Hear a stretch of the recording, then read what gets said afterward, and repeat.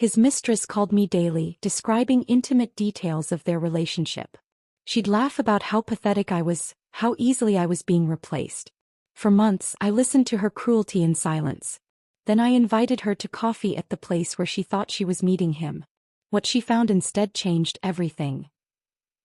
The phone rang at exactly 7:43 p.m. on a Tuesday evening, the same time it had rung every Tuesday for the past 3 months. I was stirring pasta sauce when I heard that familiar, sickeningly sweet voice on the other end. "Chloe? It's Mila. I hope I'm not interrupting anything important." The way she said my name, like it tasted bitter on her tongue, made my stomach clench. But I steadied my breathing, set down the wooden spoon, and prepared myself for another session of calculated torture. "Hello, Mila." My voice came out exactly as I'd practiced. Weary, defeated, with just enough tremor to suggest I was barely holding myself together. "I just had to call and tell you about the most amazing weekend Nolan and I had." He paused, savoring the moment like expensive wine. "We went to that little bed and breakfast in Monterey, you know, the one with the ocean view? He said you two used to go there for anniversaries." Before we continue, if you believe women deserve to reclaim their power and never accept being silenced, please consider subscribing. It's free and helps us reach more women who need this. Now let's see how I fought back. My fingers tightened around the phone. Seaside Haven. We'd spent our first anniversary there, our third, our fifth. I remembered the way Nolan used to trace patterns on my back while we listened to the waves crash against the rocks below our window. The memory felt like a physical blow, but I swallowed the pain and let it fuel my resolve. "That sounds lovely," I managed, injecting just enough sadness into my tone to make her feel victorious. "Oh, it was more than lovely. He told me he'd never felt so free, so alive. He said being with you had become like wearing a coat that was 3 sizes too small, suffocating and uncomfortable." Her laugh was sharp, designed to cut. "He even said your cooking had gotten boring. Same 5 meals on rotation," he told me. "Like eating at a nursing home." I glanced at the pasta sauce. His favorite recipe, one I'd perfected over 7 years of marriage. The irony wasn't lost on me that I was preparing dinner for a man who apparently mocked my cooking to his mistress. "I see," I whispered, letting the words hang in the air like a confession of defeat. "You know what the best part was, though?" Mila continued, her voice taking on that particular tone of cruelty that had become her signature. "He said he feels guilty sometimes, but then he remembers how you've let yourself go. She doesn't even try anymore," he said. "When I come home, she's in those awful sweats, hair in a messy bun, looking like she's given up on life." I touched my hair self-consciously. It was indeed in a messy bun, and yes, I was wearing comfortable clothes. But I'd been working from home, managing our household, trying to keep our life together while he was apparently dissecting my appearance with another woman. The silence stretched between us. I could hear her breathing, waiting for me to break, to beg, to give her the dramatic reaction she craved. Instead, I practiced the technique I'd perfected over these months of torture. I let the pause extend just long enough to suggest I was fighting back tears, then delivered my response in a voice that barely rose above a whisper. "Is that so? Oh, Chloe." Her voice dripped with false sympathy. "I almost feel sorry for you. Almost. But then I remember that you're living in a fantasy, thinking you still have a marriage worth saving." I walked to the kitchen window, staring out at the garden where Nolan and I had once planned to build a swing set for the children we'd dreamed of having. The wooden stakes were still there, marking the corners where we'd measured and discussed and hoped. Now they looked like tiny gravestones in the fading light. "Last Thursday," Mila continued, "we went to that new restaurant downtown, Bella Vista? The one with the private booths? He said he'd been wanting to take you there for your birthday, but then he realized he'd rather share new experiences with someone who actually appreciates them." My birthday. 3 weeks ago. He'd taken me to our usual chain restaurant, claimed he'd forgotten to make reservations anywhere special. I'd pretended not to mind, had even smiled and thanked him for the generic card he'd obviously picked up last minute from the gas station. "He's so thoughtful," I said, my voice breaking just slightly on the last word. It wasn't entirely acting. The betrayal still stung even though I'd known about it for months. "He really is. And the gifts, Chloe. The jewelry, the lingerie, the weekend getaways. He told me he'd stopped buying you things because you never seemed to appreciate them. She'd rather have practical gifts," he said. "Vacuum cleaners and coffee makers. No romance left in her." I remembered the last gift he'd given me, a new set of kitchen knives for Christmas. I'd thanked him, used them to prepare meals he apparently complained about to his mistress. The cosmic joke of it all was almost funny in a twisted way. "He sounds very generous," I replied, adding a slight sniff to suggest I was crying. "Oh, he is. Last week he surprised me with a weekend in Napa Valley. We stayed at this incredible resort, the kind of place where they bring champagne to your room and draw baths with rose petals. He said he'd never done anything like that for anyone before. Mila makes me want to be romantic again," he told me. "She brings out the man I used to be." I closed my eyes, remembering our 10th anniversary just 6 months ago. He'd taken me to dinner at a chain restaurant and given me a gift card to Target. I'd convinced myself that practical love was more mature, more stable than grand gestures. "That's wonderful for you both," I said, my voice hollow. "You know what I think, Chloe?" Mila's tone shifted, becoming more direct, more vicious. "I think you're holding on to something that's already dead. He doesn't love you anymore. He doesn't want you. He's just too much of a coward to file for divorce himself." The words hit their mark, but not in the way she intended. Instead of crushing me, they crystallized something I'd been feeling for months. A strange sense of power that came from knowing something she didn't. "Maybe you're right," I said, letting my voice crack with what she would interpret as defeat. "I know I'm right. And honestly, I'm doing you a favor by calling. Someone needs to wake you up from this pathetic delusion that you still have a husband." I heard Nolan's car in the driveway, the familiar sound of his engine shutting off, his footsteps on the front porch. He'd be walking through that door any moment, expecting dinner and normalcy, having no idea that his mistress had just spent 20 minutes describing their intimate moments to his wife. "I should go," I said softly. "He's home." Of course he is. Back to his boring, predictable life with his boring, predictable wife. Mila's laugh was sharp and triumphant. "Enjoy your evening, Chloe. I know I'll enjoy mine thinking about how pathetic this all is." The line went dead just as Nolan walked through the front door. He looked tired, slightly guilty, but he smiled when he saw me. "Something smells amazing," he said, hanging his coat in the closet. "What are you making?" "Your favorite pasta," I replied, turning back to the stove. "How was your meeting?" "Long, boring. You know how it is." He came up behind me, placed his hands on my shoulders. "I'm sorry I've been working so much lately. I know it's hard on you." I leaned back against him, feeling the weight of his hands, the warmth of his body. 3 months ago this moment would have filled me with love and forgiveness. Now it felt like a performance we were both giving, though only I knew we had an audience. "It's okay," I said. "I understand." What I didn't tell him was that I understood far more than he realized. I understood that while he was apologizing for working late, his mistress was probably getting ready for bed, replaying our conversation and feeling victorious. I understood that his guilt was making him kinder to me, more attentive, which only made Mila's cruelty more potent. But most importantly, I understood something that neither of them knew yet. Something that would change everything.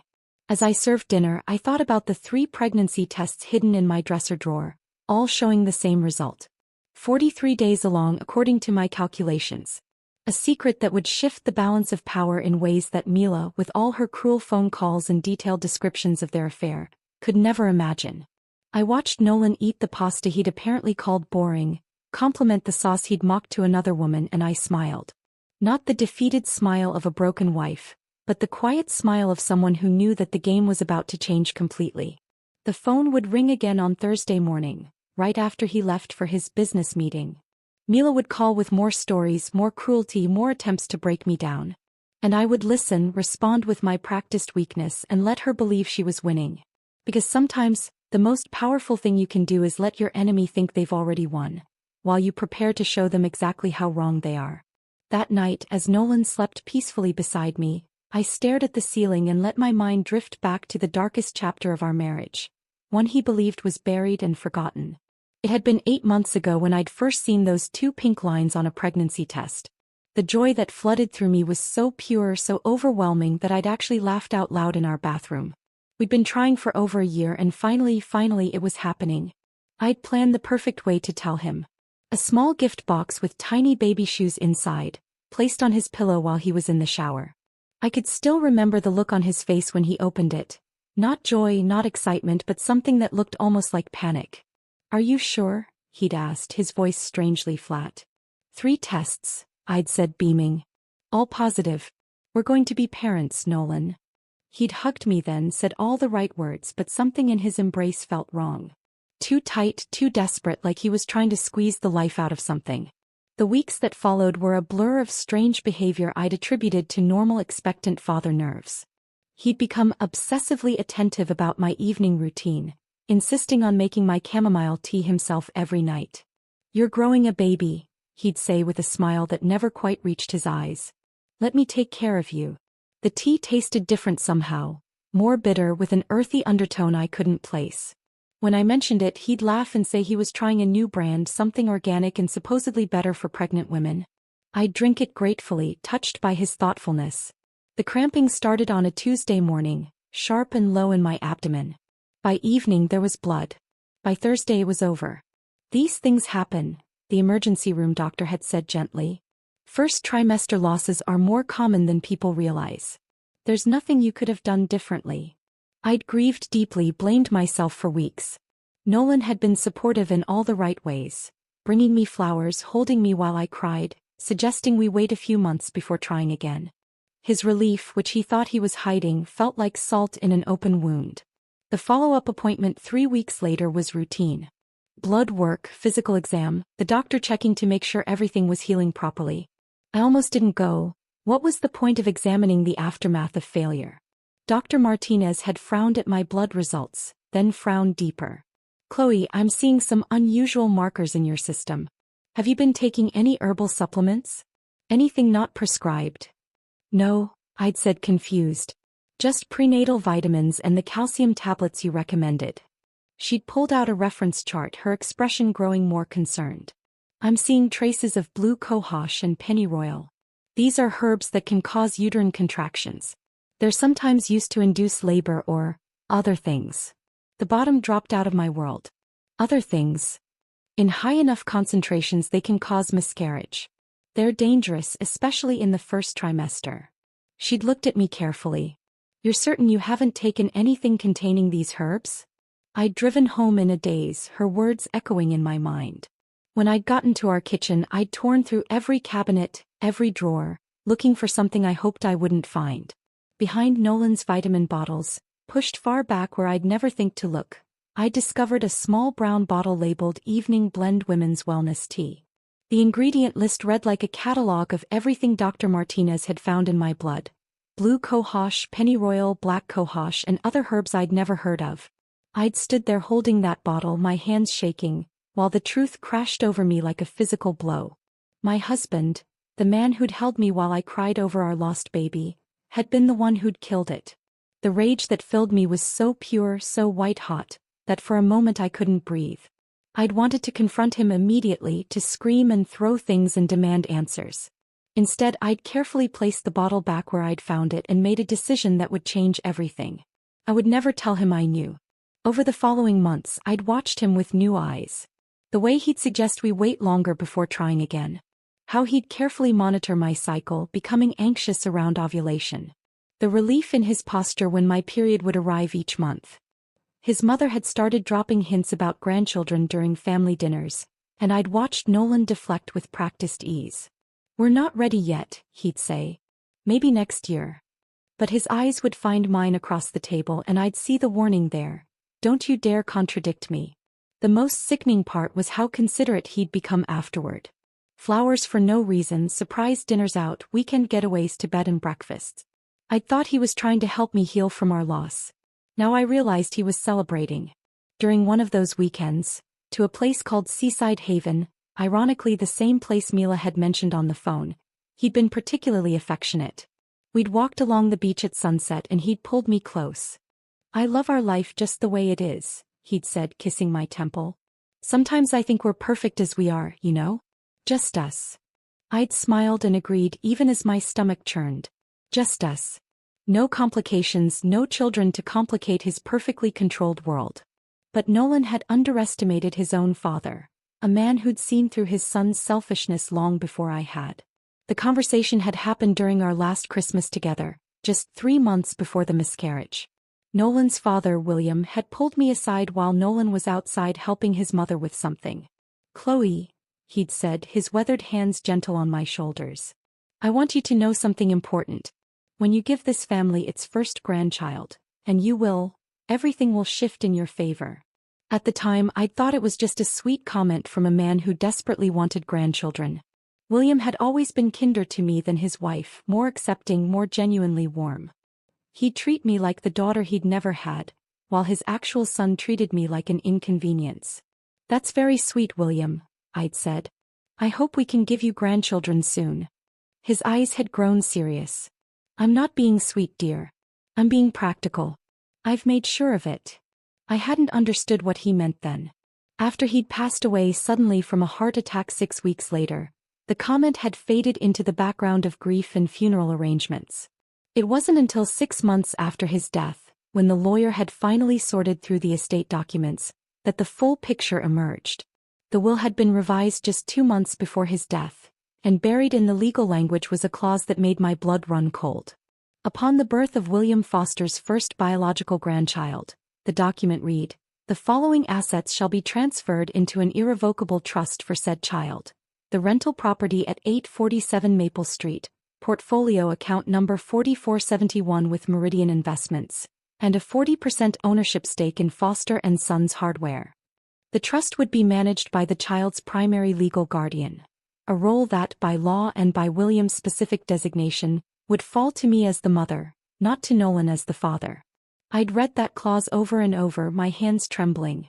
The rental property alone was worth over $300,000. The investment portfolio had grown to nearly $180,000.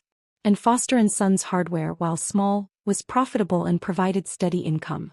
Suddenly, Nolan's desperate opposition to having children made perfect sense. It wasn't about not wanting to be a father. It was about not wanting to lose control of money he considered his inheritance. The bitter irony was devastating.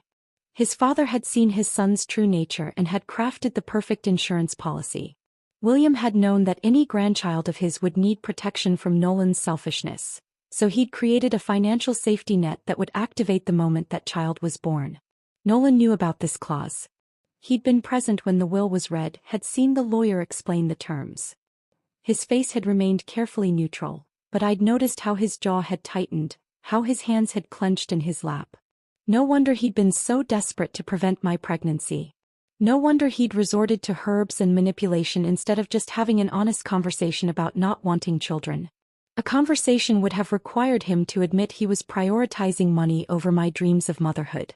Now, lying in the darkness beside him, I placed my hand on my still flat stomach where a new life was growing. 43 days along, and this time I was the only one who knew. This pregnancy wasn't just about the baby I'd longed for. It was about justice. It was about a wise old man's foresight and a father's love protecting his future grandchild from his own son's greed. Nolan shifted beside me, murmuring something in his sleep. Probably dreaming about Mila, about his carefully constructed double life where he got to play the romantic leading man while keeping his boring wife safely contained and childless at home. He had no idea that his world was about to change forever. That his father's final gift was growing inside me, bringing with it not just new life, but a complete redistribution of power. The man who'd poisoned his own wife to prevent losing money was about to discover that some things were more powerful than his control, more permanent than his schemes. And I was going to enjoy every moment of his realization. 3 weeks passed before I made my move.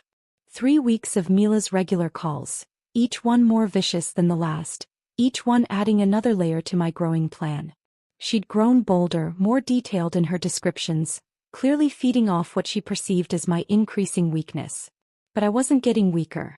I was getting ready. The pregnancy symptoms had started in earnest. Morning queasiness that I hid from Nolan by claiming I had a stomach bug, exhaustion that I blamed on work stress.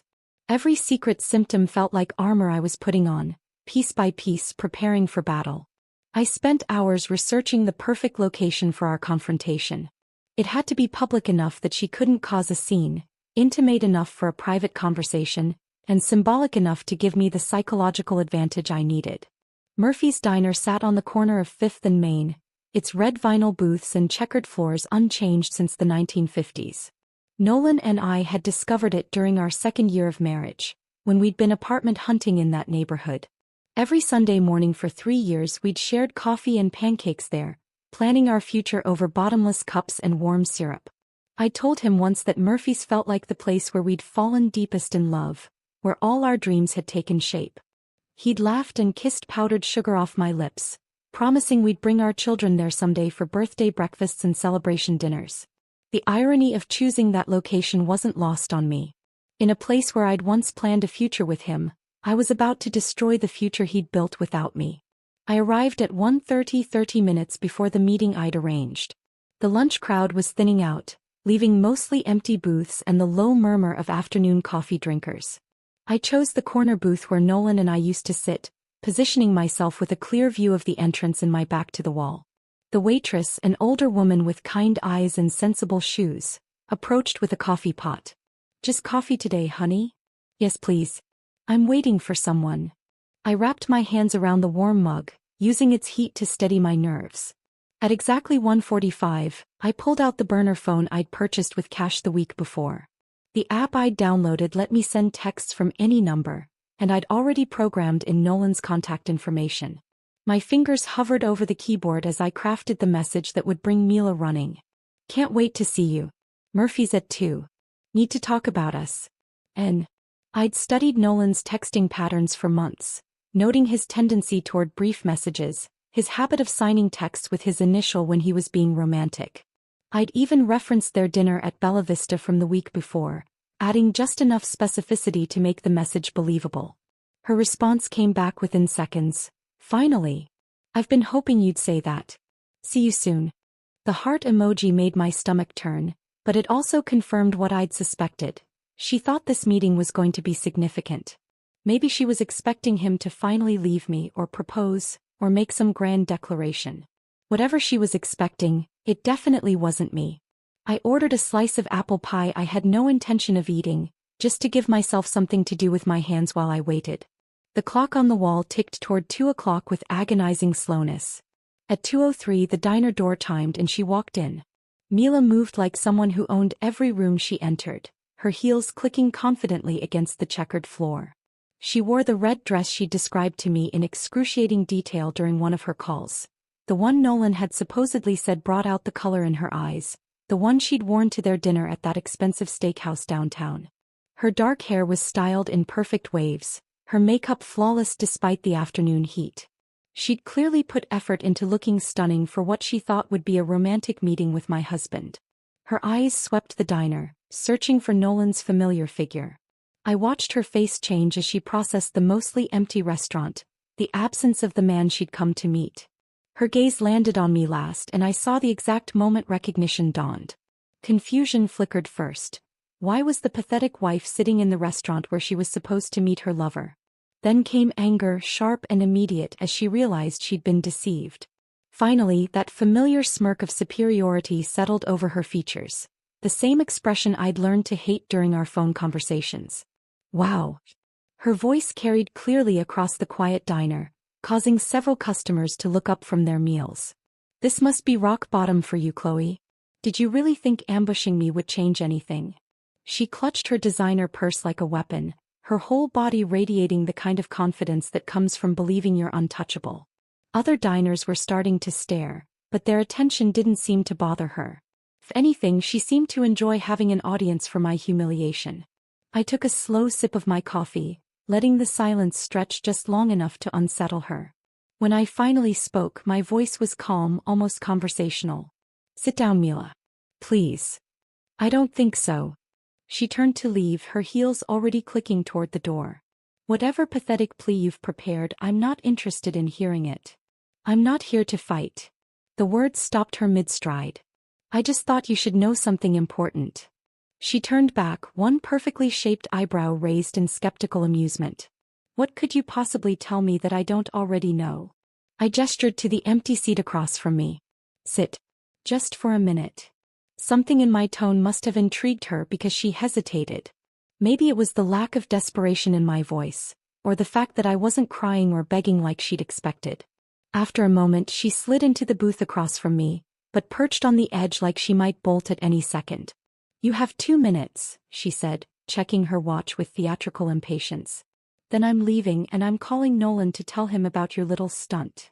I studied her face, memorizing the smugness in her expression, the certainty that she held all the power in this situation. In a few seconds that certainty would shatter completely. I'm pregnant, I said simply. The words hung in the air between us. I watched her process them, saw the moment when their significance hit her. Her confident smile faltered just slightly. Congratulations, she said finally, but her voice had lost some of its edge. I'm sure Nolan is thrilled. 43 days along. I continued as if she hadn't spoken. And this time he can't stop it. That got her attention. Her eyes sharpened, focusing on me with new intensity. What do you mean, this time? I didn't answer directly. Instead, I reached into my purse and pulled out the folded copy of William's will that I'd been carrying for weeks, waiting for exactly this moment. The paper was slightly worn from handling, but the legal language was still crisp and clear. I placed it on the table between us, right next to the untouched slice of apple pie, and slid it toward her. You don't have to believe me about the pregnancy, Mila. But he will. I tapped the document with one finger.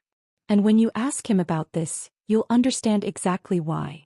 Her laughter was sharp and too loud for the quiet diner, causing the elderly couple 2 booths over to frown in our direction. You really think a baby is going to make him choose you? That's adorable. She leaned back in the booth, her confidence returning as she dismissed my revelation. He's already told me about your desperate attempts to trap him with a pregnancy. It's honestly pathetic how predictable you are. Read it, I said quietly. I don't need to read anything. You're delusional if you think. Read it. My voice carried a note of authority that surprised us both. Trust me, you'll want to understand what you're really dealing with. Something in my tone must have penetrated her arrogance because she picked up the paper. I watched her eyes scan the legal language, saw the exact moment when she reached the crucial clause about the trust fund. Her face went through a series of expressions, confusion, disbelief, and finally, a dawning understanding that drained the color from her cheeks. I stood up, placing exact change for my coffee on the table. The pie remained untouched. I'd lost my appetite weeks ago and today was no exception. Enjoy the rest of your afternoon, Mila, I said, my voice perfectly pleasant. I'm sure you and Nolan will have a very interesting conversation. I walked toward the exit without looking back, but I could feel her eyes burning into my back. The door chimed as I stepped out into the afternoon sunshine, and I couldn't resist glancing through the large front window. Mila was hunched over the document, her perfect posture completely forgotten. She was reading it again, her phone pressed to her ear, probably calling Nolan, demanding explanations for things she'd never thought to question before. Her confident smile was gone, replaced by the kind of frown that comes with realizing you've been playing a game where someone else knew all the rules. I drove home slowly, savoring the image of her bent over that piece of paper, finally understanding that the pathetic wife she'd been tormenting for months had just shown her exactly who held the real power. I didn't have to wait long to see the ripple effects of my revelation. That evening, as I sat in my garden watering the tomato plants I'd been nurturing all summer, my phone buzzed with a text from an unknown number. This is Mila. We need to talk. Call me. I deleted the message without responding. She'd had her chance to talk at Murphy's diner. Now she could experience the same helplessness I'd felt during those months of cruel phone calls, reaching out to someone who had no interest in answering. 20 minutes later, another text. I know you're getting these. Answer your phone. Then another. We both know you're not as innocent as you pretend to be. I turned my phone face down and continued watering my plants. The irony wasn't lost on me that I was nurturing life while her world was probably falling apart somewhere across town. My neighbor, Mrs. Chin, looked over the fence with concern. Everything all right, dear? You seem distracted. Just enjoying the quiet, I said, which was true. For the first time in months, my phone wasn't ringing with scheduled cruelty. The real fireworks began the next day. I was having lunch with my sister Rachel when Nolan called, his voice tight with barely controlled panic. Chloe, we need to talk. Can you come home? Now. I'm having lunch with Rachel. What's wrong? Just, please, come home. The desperation in his voice was something I'd never heard before, not even during our worst fights. Rachel raised an eyebrow as I gathered my purse. Trouble in paradise? Something like that. I kissed her cheek goodbye.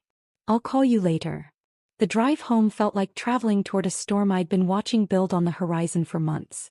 I found Nolan pacing in our living room like a caged animal, his hair disheveled, his shirt wrinkled like he'd been tugging at it. She knows, he said without preamble. Mila knows about the pregnancy. I see. I settled into my favorite armchair, the one by the window where I'd spent so many evenings reading while he claimed to be working late. How did she find out? Did you tell her? His eyes were wild, searching my face for answers. We had coffee yesterday. I kept my voice conversational, almost casual. He stopped pacing. You what? She thought she was meeting you. Murphy's Diner, 2 o'clock. She seemed quite disappointed when I showed up instead. The color drained from his face. Chloe, what did you do? I told her the truth. About the baby. About your father's will. I watched him carefully, noting how his hands trembled slightly. She didn't take it well. Nolan sank onto the couch, his head in his hands. She's been calling me nonstop. Demanding explanations. She found some lawyer, started asking questions about inheritance law. Smart woman. Almost meant it. What did you tell her? What could I tell her? She already knew everything. He looked up at me, and for the first time in our marriage I saw genuine fear in his eyes. She asked me if the pregnancy was real. I couldn't lie to her, not when she was staring at a legal document. The admission hung between us. He'd confirmed my pregnancy to his mistress before even acknowledging it with me. And then, I prompted. She started connecting dots I never wanted her to see. His voice cracked slightly. She asked about your first pregnancy, about why I was so desperate to prevent this one. She's not stupid, Chloe. She figured out what happened before. There was the moment when his carefully constructed narrative began to crumble. She said you told her I'd had desperate attempts to trap you with pregnancy. Is that really how you described our lost baby to her? Nolan's silence was answer enough. She asked me what I meant when I said I'd handle the situation like before. The words came out in a rush, like a confession he couldn't hold back anymore. I didn't realize how it sounded until she repeated it back to me. I imagined the scene. Mila's growing horror as she realized the man she'd been sleeping with had sabotaged his own wife's pregnancy. The man she thought was romantic and passionate was actually calculating and cruel. What else did she say? She called me a monster. He laughed bitterly. Said she'd been mocking the wrong woman all along. That you'd played her like a chess piece while she thought she was the one in control. Pride swelled in my chest, surprising me with its intensity. Even in her anger and disgust, Mila had recognized the truth. I'd outmaneuvered them both. She's done with me, Nolan continued. Blocked my number, returned everything I ever gave her. Her last text. He pulled out his phone, read from the screen with a hollow voice. You made me waste 8 months on a woman who was always 3 steps ahead of both of us.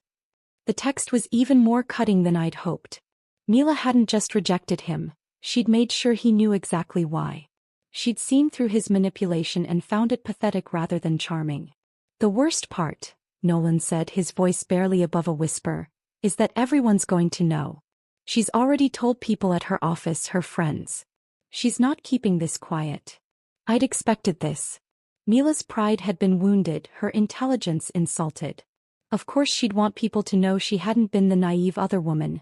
She'd been outsmarted by the wife everyone thought was weak.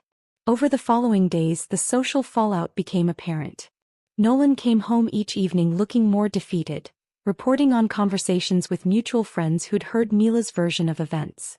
Brad asked me if it was true that I'd been messing with your head during the affair, Nolan said one night, staring into his untouched dinner. Sarah's wife heard I'd been manipulative and controlling. The narrative was shifting. Instead of being seen as a man torn between 2 women, Nolan was being viewed as someone who'd been dishonest with both.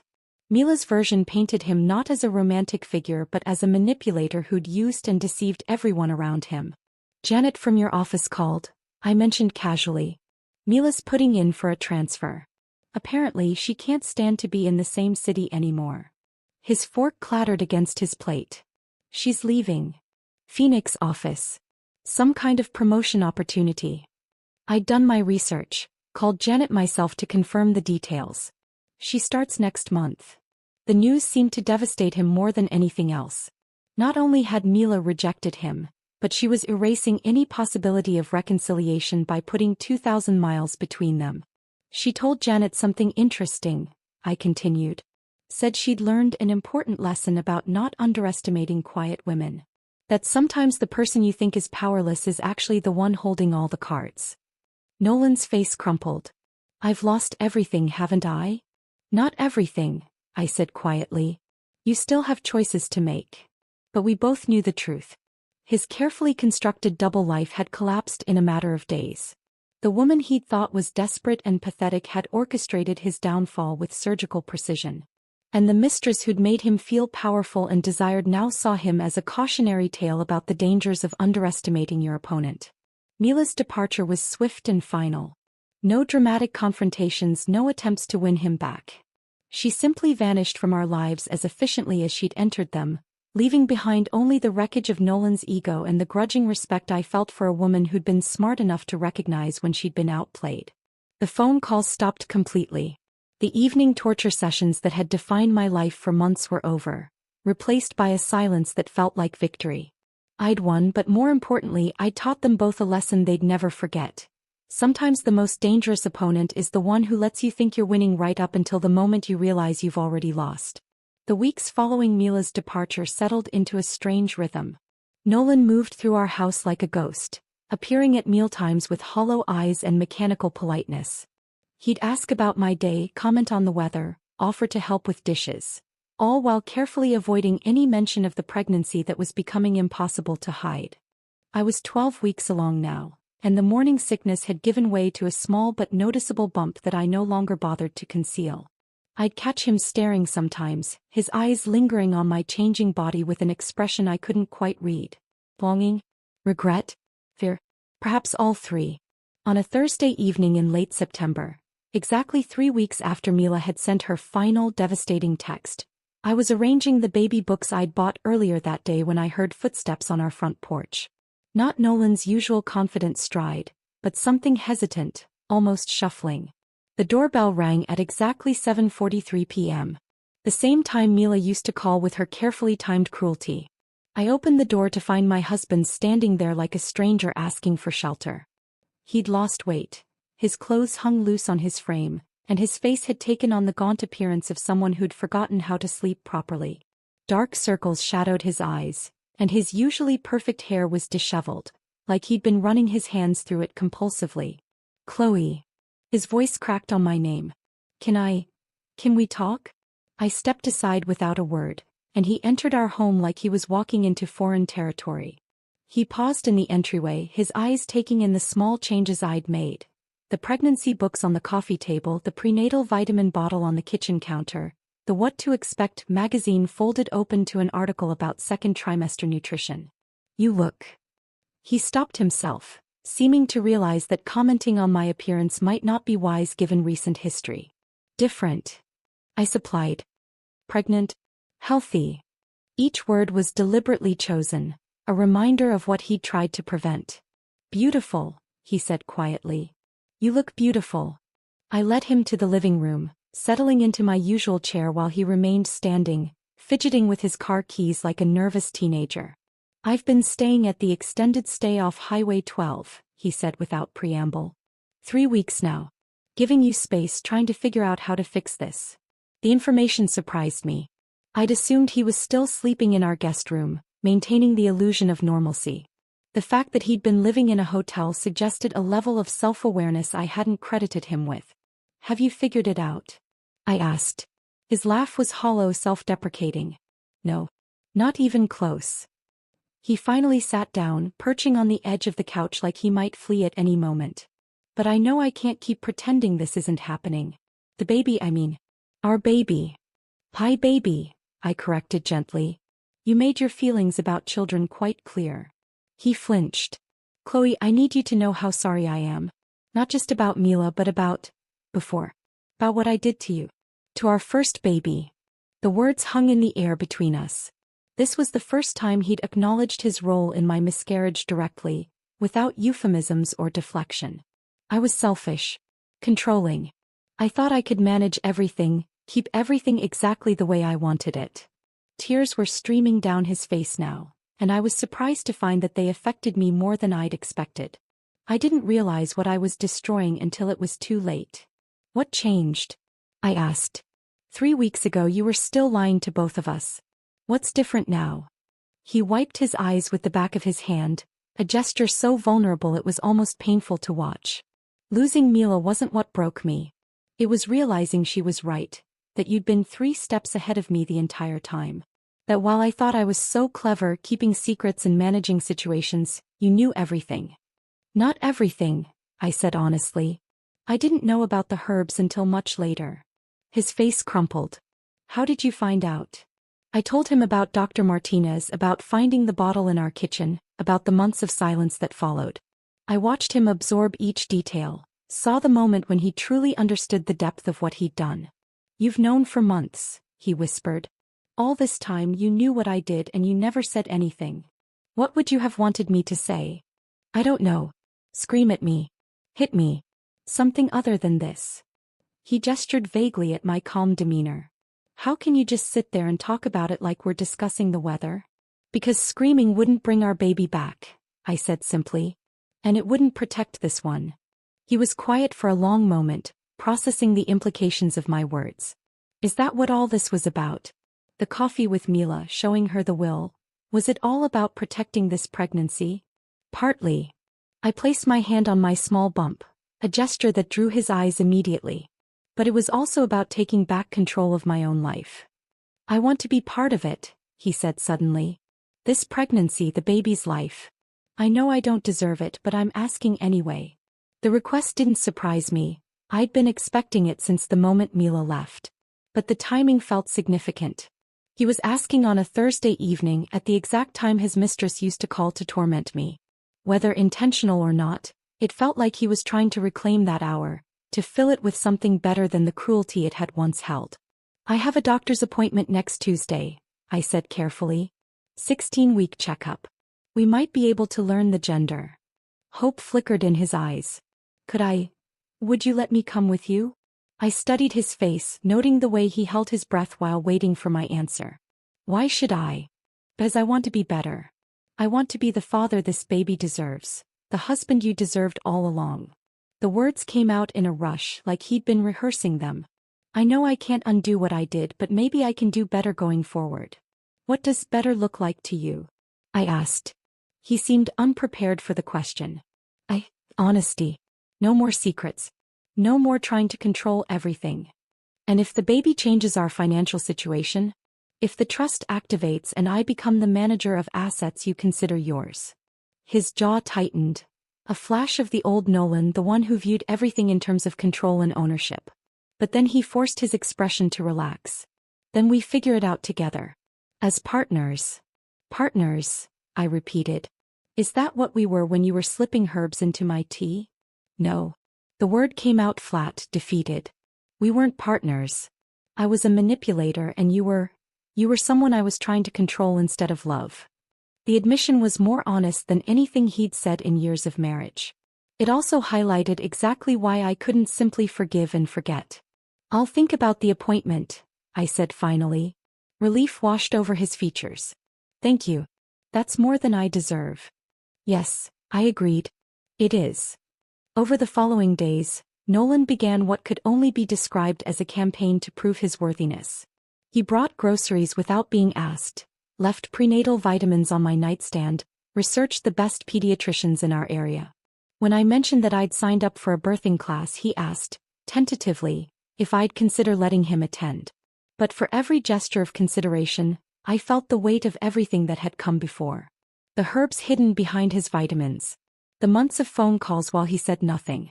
The way he described me to his mistress as boring, demanding, desperate.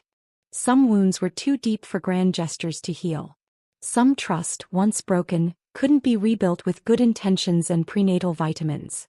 Still, I found myself softening in small ways. When he asked about the birthing class, I told him I'd consider it. When he offered to help set up the nursery, I didn't immediately refuse. Not because I was ready to forgive him, but because I was beginning to understand the difference between forgiveness and reconciliation. I could forgive him for my own peace of mind. But trusting him with my heart again? That was a different conversation entirely. That conversation about forgiveness versus trust became the foundation for everything that followed. Over the next few months, as my pregnancy progressed and our daughter grew stronger inside me, I made decisions that prioritized my peace over Nolan's comfort, my future over his regrets. The birth itself was transformational in ways I hadn't expected. As I held our daughter for the first time, Emma Rose, named after my grandmother, I felt something click into place. This tiny person with her perfectly formed fingers and serious dark eyes represented everything I'd fought for. Not just the pregnancy itself but my right to make choices about my own life. Nolan was there, had been throughout the labor, holding my hand when I let him, stepping back when I needed space. When Emma was placed in my arms, I saw him cry, real tears, not the calculated emotion of his campaign to win me back, but genuine overwhelm at meeting his daughter. "She's perfect," he whispered, his finger tracing her tiny hand. "Yes," I agreed. "She is." But even in that moment of shared wonder, I knew our family would look different than the one I'd once imagined. The trust activated automatically upon Emma's birth, just as William had designed it. Within weeks, I was managing a rental property that generated enough monthly income to cover Emma's future education expenses. The stock portfolio provided additional security, and my 40% stake in Foster & Sons Hardware meant I now had a voice in business decisions that affected our financial future. Nolan watched this transfer of power with a complex mix of emotions: pride in his daughter, grief for what he'd lost, and a grudging respect for his father's foresight. He never once challenged the arrangements, perhaps understanding that any attempt to contest his father's will would only highlight his own manipulation and greed. 6 months after Emma's birth, I made a decision that surprised everyone, including myself. I enrolled in business management courses at the community college, taking advantage of their evening program while Nolan watched Emma during his scheduled visits. "You're going back to school?" my sister Rachel asked during one of our weekly coffee dates. "At 35 with a new baby? Why not?" I bounced Emma gently in my arms, marveling at how natural motherhood felt despite everything that had led to it. "The trust provides financial stability, and I finally have the freedom to pursue something for myself." The freedom was intoxicating. For the first time in my adult life, I was making choices based purely on what I wanted, not what someone else expected or demanded. I studied marketing and accounting, learned about property management and investment strategies. Knowledge became another form of independence. Nolan and I settled into a co-parenting arrangement that worked because I controlled every aspect of it. He saw Emma twice a week, Tuesday evenings and Saturday afternoons, plus every other weekend. The schedule was my design, implemented on my timeline with boundaries I enforced consistently. "I'd like to take her to the park this Saturday," he might suggest during one of our brief handoff conversations. "Which park?" I'd ask. "The one on Elm Street with the good playground. Be back by 4. She has a routine." He never argued, never pushed for more time or different arrangements. Perhaps he understood that cooperation was the only path to any relationship with his daughter. Perhaps he'd finally learned that my boundaries weren't suggestions. The business courses led to unexpected opportunities. Professor Martinez, coincidentally sharing a name with the doctor who'd helped me discover Nolan's deception, mentioned that Foster & Sons Hardware was looking for someone to modernize their marketing approach. "You own part of that business, don't you?" she asked after class one evening. 40%, I confirmed. "Have you considered getting more involved? Bringing some fresh perspectives to their operations?" The idea hadn't occurred to me, but once planted, it grew quickly. I scheduled a meeting with the current manager, brought proposals for online sales platforms and social media marketing, suggested efficiency improvements based on what I'd learned about small business operations. Within 6 months, I was working part-time as Foster & Sons marketing and operations consultant. The additional income wasn't necessary. The trust provided more than enough security, but the work gave me purpose and professional identity I'd never had during my marriage. Nolan heard about my involvement through the family grapevine. When he brought Emma back from a Saturday visit, he lingered longer than usual. "I heard you're working at the hardware store now," he said, his tone carefully neutral. 3 days a week. Emma comes with me sometimes. She likes watching the customers." That's great, Chloe. Really. Dad would have loved seeing you take an active role in the business." It was one of the few times he'd mentioned his father without bitterness, and I recognized it as genuine. Whatever resentment he felt about the trust, he seemed to understand that his father's decision had been protective rather than punitive. The personal growth extended beyond professional achievements. I learned to speak up in situations where the old Chloe would have remained silent. When Emma's pediatrician suggested a treatment approach I disagreed with, I voiced my concerns and sought a second opinion. When a neighbor made comments about single mothers that felt judgmental, I corrected his assumptions about my situation with polite firmness. "You've changed," Rachel observed during one of our coffee dates, watching me confidently handle a difficult server who'd gotten our order wrong. "Have I?" I shifted Emma to my other arm, noting how natural the movement had become. The old Chloe would have just accepted the wrong order and pretended it was fine. He was right. The woman who'd silently endured months of cruel phone calls was gone, replaced by someone who understood that peace didn't require accepting mistreatment. Even my relationship with Emma carried lessons about power and choice. When she cried inconsolably during her colicky phase, I learned that sometimes the most loving thing you can do is set firm boundaries. Putting her in her crib for 5 minutes while I collected myself, rather than letting frustration build to dangerous levels. "You're a natural at this," Nolan said one evening when he picked her up and she immediately calmed in his arms. "I'm learning," I corrected. "There's a difference." The distinction mattered. Natural implied some innate ability, but learning suggested conscious choice and effort. Everything about my new life had been learned, chosen, deliberately constructed rather than simply accepted. 18 months after Emma's birth, I had occasion to drive past Murphy's diner. The same red vinyl booths were visible through the windows, the same checkered floor that had witnessed my confrontation with Mila. But instead of painful memories, I felt only quiet satisfaction.